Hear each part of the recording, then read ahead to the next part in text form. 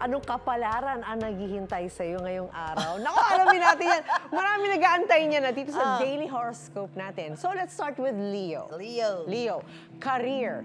Sariling sikap ang kailangan para maging successful sa buhay. Sa love naman, totohanin mo ang pagmamahal sa iyong kasintahan dahil posibleng maghiwalay kayo. Lucky color is blue. Totohanin? Ibig sabihin fake ba? Wait, so lucky color mo is blue, ang lucky number mo is 5. Ayan, para sa mga Virgo, taas ang kamay. O, sa inyong career, malaki ang chance, na magkakaroon ka ng malaking pera, lady. Wow! Love, magkikita kayo ng ex mo.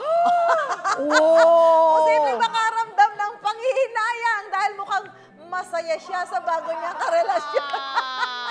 Lucky color is green. Gaya ng suot namin, touch of green. Ang lucky number, ang lucky number is 6. What? Oh, ito. Sabi sa akin, touch of green daw. Touch of green. Or touch lahat Touch green. of green, touch the green. Touch everything. Touch the green. Okay.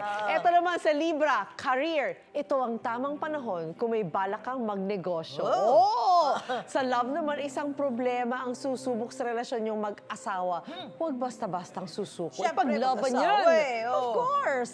Lucky color mo ay gray, lucky number mo ay 2. Ayan, ako, mukhang maraming suswertihin ngayon. Pero sino naman kaya ang swerte sa love this 2025, Lynn? Kiklaim ko na yan. Kiklaim natin yan. Always lucky ka naman sa love, di ba? Of course. Yan at iba pang tips para sa swerte sa love this year ang alamin natin kasama ang feng shui consultant na si Johnson Chua. Abangan niyo yan.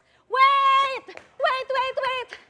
Wait lang! Huwag mo muna i-close. Mag-subscribe ka na muna sa GMA Public Affairs YouTube channel para lagi kang una sa mga latest kwento at balita.